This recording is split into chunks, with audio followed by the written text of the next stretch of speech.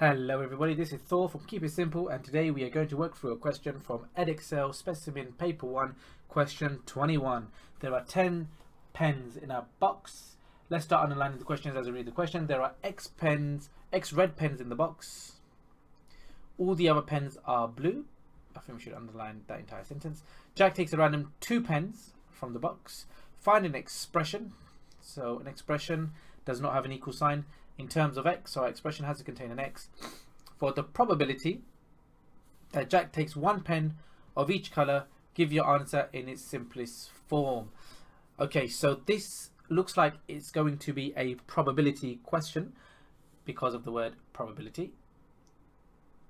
So let's start by writing out an expression for picking a red pen. We want to pick 2 random pens from the box, but let's do 1 red pen. So capital P for probability. Let's do R for red. Now they tell us that there's 10 pens in the box, so our denominator is going to be 10. They tell us there's X red pens, so our numerator will simply be X. We don't know how many red pens, but we know there are X red pens. The other color is blue, so let's do capital P. Now we know that there's 10 pens in the box, so once again our denominator is going to be 10. Now this is the tricky part. So there's X red pens. Can we think of an expression to describe how many blue pens there are? So there were 10 pens altogether. So if we do 10 subtract how many red pens there are, it will give us how many blue pens are left. So an expression for blue, the amount of blue pens, will be 10 subtract the number of red pens. Now this part of the question is extremely important. If you make a mistake here, the rest of the question will be incorrect. I'm going to draw a tree diagram to help me try and visualize what's going on. I have 2 options. I can either pick a red pen or I can pick a blue pen. So I'll label that R, or I could pick a blue. I'm going to write the probability of picking a red pen, which I've written already. So it's going to be X over 10. And the probability of picking a blue is going to be 10 minus X over 10. So I can go 2 ways. I can either pick a red or I can pick a blue. Jack is going to take 2 pens from the box. So that means I have to draw another set of branches, like so. He wants 1 pen of each color, so he wants a red and a blue, and he wants a blue and a red. But what we'll do, we'll just write all the probabilities for practice. So these are the 4 different options: red and red, red and blue, blue and red, blue and blue. He's going to take a pen from the box, and he's not going to put it back in the box. The question never said he's going to replace it back into the box. So this is probability without replacement.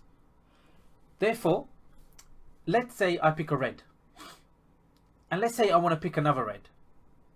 The total number of reds has to go down by 1. Oh, sorry, the total number of pens has to go down by 1. So this 10 is now going to become a 9. And I've taken 1 red away from the original amount of reds, which was X.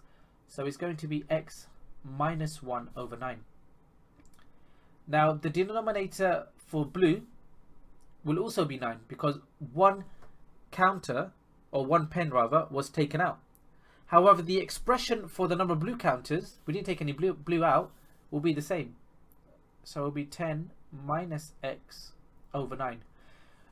One of the rules when you draw a probability diagram is these 2 branches have to add up to 1. So let's go back to the beginning. X over 10 plus 10 minus X over 10. They have a common denominator. Therefore, we can write it as a single fraction. X subtract X is 0. So we're going to be left with 10 over 10, which is 1. And you can check this one as well. X subtract X is nothing. 10 subtract 1 is 9. So it'll be 9 over 9. So that way you can check whether you have written the correct probabilities. Okay, let's imagine we're back at the beginning. We've picked a blue pen. Now we're going to pick another blue pen. Because I have picked a blue pen, that means I must now only have 9 minus x blue pens over, and the total amount has decreased to 9. The red was x over 10, so the numerator is going to stay the same as x because we haven't picked a red pen. But this time, because there's one less pen, it will be x over 9. Now let's add these two branches together and make sure they equal 1. X subtract x is nothing, so we're going to be left with 9 over 9, which equals 1. That way, you should always check each branch and make sure it adds up to 1. Okay, now he wants to take 2 pens from the box, and they have to be 1 pen of each color. 1 pen of each color. So let's label that. That's going to be probably of red and the probably of blue. So we'll just do capital P, R, comma, blue. So this is basically saying probably of red and blue.